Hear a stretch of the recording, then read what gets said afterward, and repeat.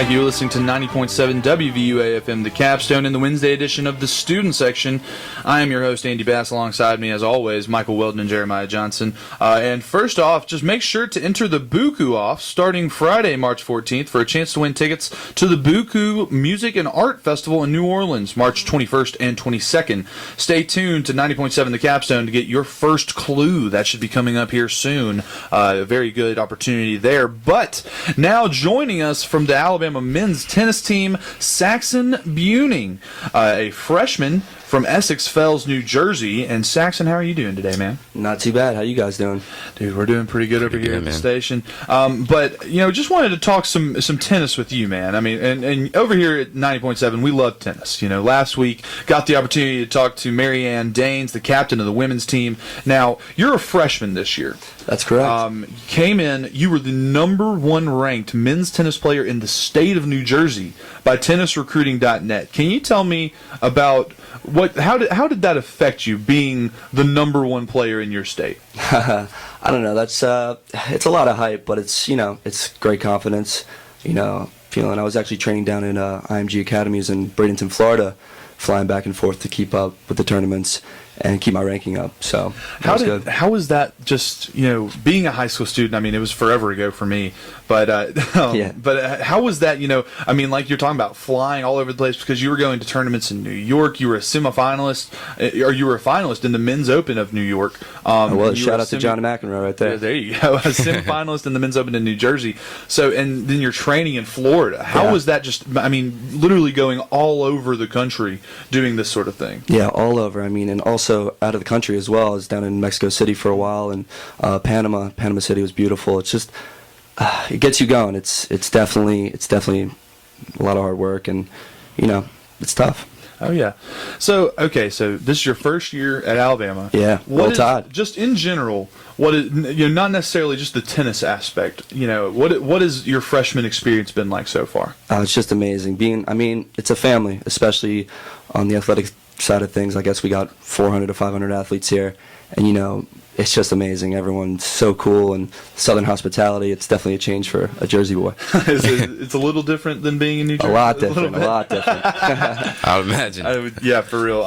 But then, how about as far as tennis? Now, you're taking on this entirely new environment down here in Alabama, where I imagine the weather might be a little different too. Oh. And, the new people and all that sort of thing, along with putting tennis in with that. How has that been for you? It's tough. I mean, we're on a very tight schedule, and adjusting to everything is just, the collegiate lifestyle is very demanding. But you deal with it, and you have a lot of support from the coaches. Shout out George Husak, Riley DeHart, and we got I feel like when you're playing for Alabama, it's everyone's at your back. You never feel, you just kind of adjust and move on. Oh yeah, obviously the athletics here at this university is huge. It's something that we take great pride in. Not just the football. That's not our only thing. We got a good tennis team too. Oh yeah, we got a great tennis team, great golf, gymnastics. Everything here at the university. Really, we're on fire right now as far as athletics go. No doubt. Tell us. I just wanted to ask you about the recruiting process. We all have just a general idea of how football recruiting works. Yeah. With us being so football obsessed down here, but with collegiate tennis, people aren't as knowledgeable. So just give us like kind of how the whole recruiting process did, especially with you being from New Jersey. Yeah, you trained in Florida, but how did George Husak and the coaches, how did that recruiting process go about? Well, it was interesting. Mine was a little different as well. I was suffered from a major injury and was out for about 2 years. Broke my tibia in my leg, and it was pretty horrific, almost like a Louisville accident. Playing basketball, actually. Yeah. Oh, really? Yeah. And George and Riley, they came down to IMG academies, and I was playing.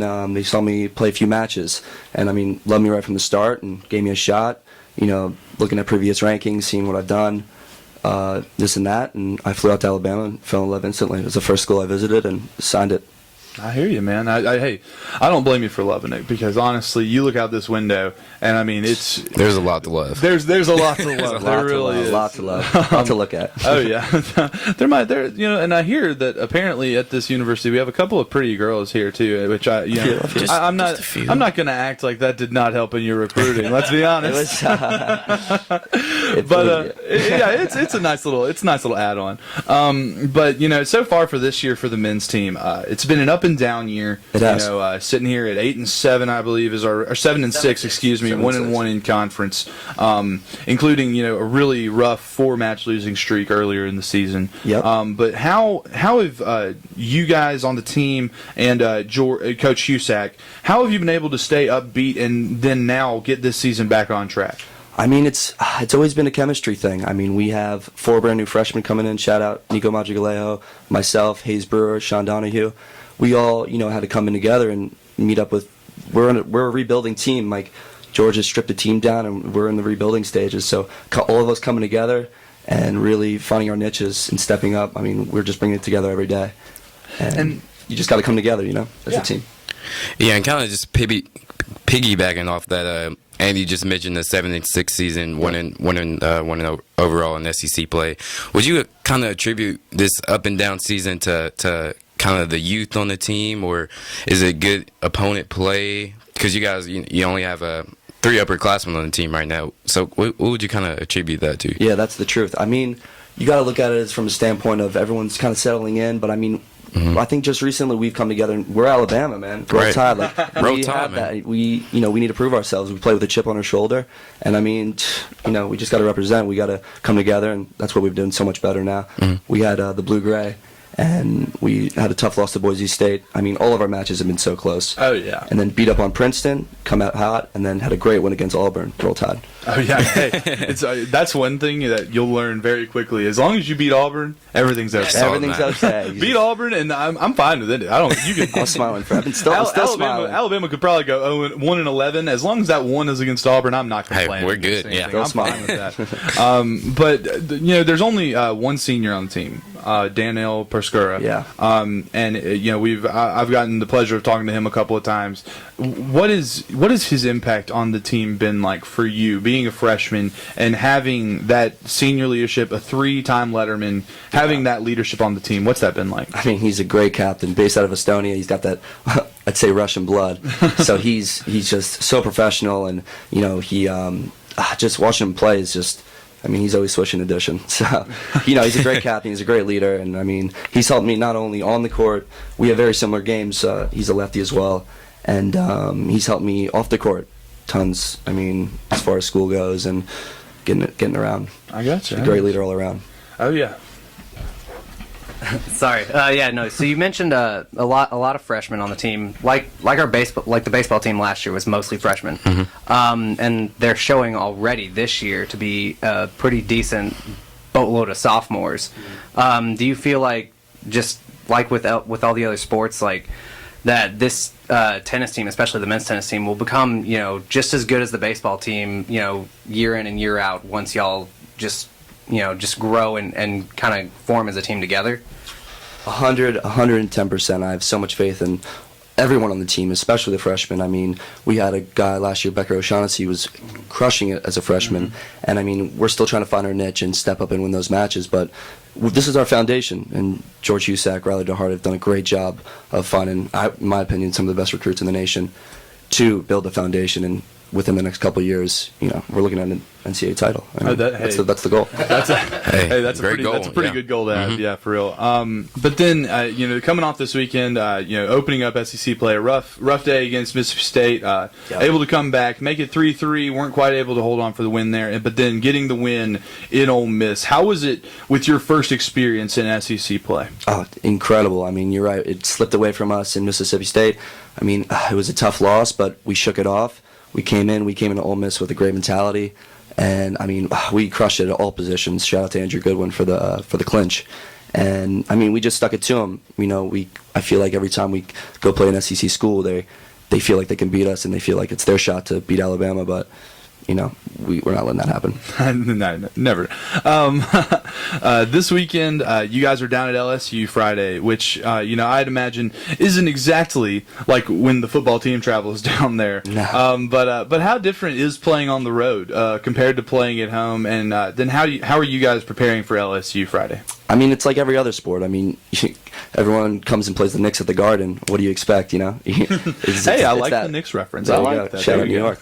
But, no, I mean, definitely playing at home is the biggest advantage. And on the road, I mean, they're going to get on your back, but I feel like a lot of the guys on the team get fueled by it. You just they get in your face and it makes you hungry, makes you want to win, makes you want to prove them wrong. So. Then after LSU, you guys are finally coming back home and this has been now 6 matches in a row on the road. Been a long time since you've been back in Tuscaloosa. How good does it feel to know that you're getting to play at home again this Sunday after that long of a road trip? It's just a relief, such a relief. Back. I mean, usually I'm not trying to stay in my dorm room too much. The hotel's not. But I mean, but being back home, I mean, we have so much support, and I mean, anyone who can come out and support us. It's we got a great indoor facility, great outdoor facility. Just it's beautiful, and being home is nothing beats it. And then your next home match, it'll be this Sunday. It's a 2-match day actually. Yep. You have Arkansas at 1:00 in the afternoon, and then the Citadel at 6 that evening. How does the fact of there being 2 matches in the same day for your team, how does that affect your strategy and your preparation? I mean, in my opinion, we've been training all season. I mean, our season started in the fall. In our minds, yeah. I mean, we're one of the fittest teams out there, and honestly, it's going to be a steamroll. Like we have all that energy to play 2 matches. It doesn't affect us. Arkansas is within the top 60, a really respectable team, but I mean that's going to be a great matchup, and then we're going to be just as fresh for Citadel. And you mentioned the Citadel not exactly in the top 60, no. 2-12 on the season, so not a great year for them. But I know we've heard from football players when they play Chattanooga at football, or when the basketball players play Stillman, and it's not necessarily a gimme match, but you're obviously playing an opponent that doesn't match up. What is that like? What kind of mindset do you try to have going into those? Nothing's a guarantee. Nothing's a guarantee, especially in sports, especially in collegiate tennis. It's just being hungry. There's no professionalism that goes down. There's nothing. There's no change of mindset. No skipping lines. No cutting corners. We warm up the same way. Mm-hmm. We prepare the same way, and we take it very seriously. Oh yeah, I hear you, man. Hey, it's a very exciting time now in the spring here at Alabama. We got a lot of great. I mean, all sports are really succeeding. You got baseball, softball, women's tennis. Now I know they're around the top 10. Men's tennis playing some great tennis right now. Golf. I mean, you've got everything really hitting on all cylinders right now. But it's great. Well, it's great to have you on, Saxon. Oh, really yeah, appreciate it. Thank you for having me. Great having you It's come awesome, by. yeah. But that is Saxon Buehning of the Alabama men's tennis team. We are going to take a break real quick, but we'll be right back. You're listening to 9.7 The Capstone and this is the edition of the Student Section. Coming out the side of your face, we tapping right into your memory banks.